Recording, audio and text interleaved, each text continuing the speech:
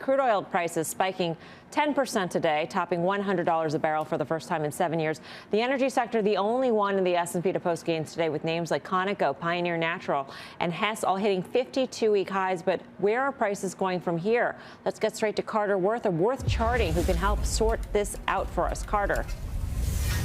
Yes, please. Well, a very hard subject and a very important subject. Let's go right to the charts and try to figure it out together. So the first chart here is the daily chart of WTI crude oil. And what we know is it is moved up and out of this, you can call it whatever you want. Some people call it a megaphone formation, but it's moved up and out of this formation. Now, today, a big low to high spread, up 12%, right? Closed at 103.40, having hit a high of 106.78. 95 on the low. And so the question is this the beginning or the end of the run? Let's look at the next chart and maybe we can figure it out. So this is an all data chart going back to the 1980s.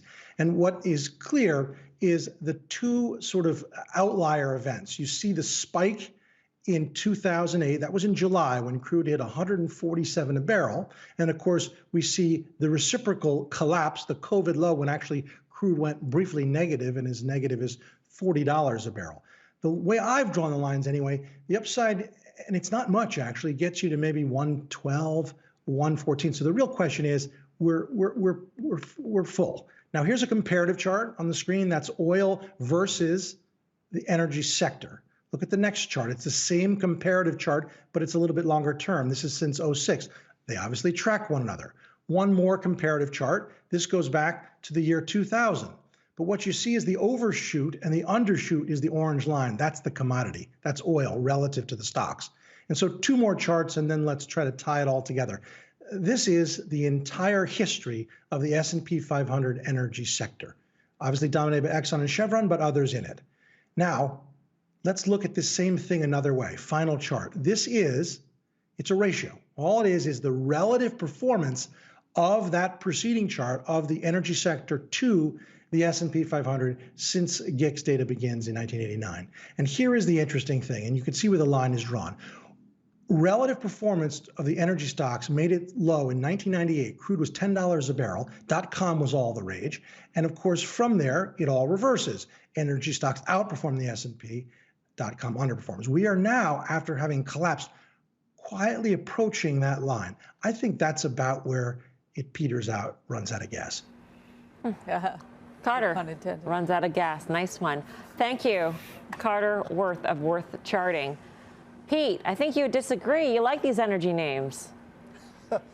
Yeah, I've been disagreeing for a while with a lot of the people that are pushing against the price of oil, Mel. I still think that there's room to the upside. Obviously, this is the first or second time now that we've crossed over the 100 mark over the last couple of days. And I think there is a little bit more room to the upside. And with the added side of what's going on, I think, with Ukraine, Russia, I think that that's just one more element. But there were plenty of different reasons why this was already moving to the upside. I continue to think demand is going to be there.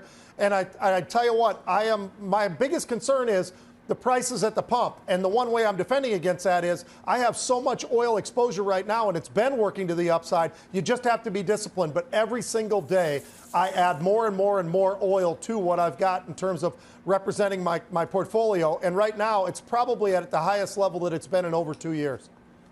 That's an interesting hedge against paying more at the pump. Tim Seymour, where are you in oil, and how are you feeling about this notion of petering out on the equity side of it? Well, I think energy equities today showed that there really is some concern that you could be destroying some demand, and as you get to higher oil prices. I actually tend to agree with Pete in terms of the underlying commodity. I see both structural dynamics in terms of a lack of investment. I see supply disruption dynamics that are obvious. I see a tactical allocation here, and I see inflation more broadly that continues to rise. I think oil is going higher. I think it's not about to peter out, and I think that ultimately there will be demand destruction, but that's after we've taken this thing higher. Look, the integrated names look great. I also think you want exposure to U.S. LNG and nat gas, but especially LNG, especially that can be exported over to Europe. So look at Cheniere, look at other plays across the board where I think they've actually been able to ramp up production.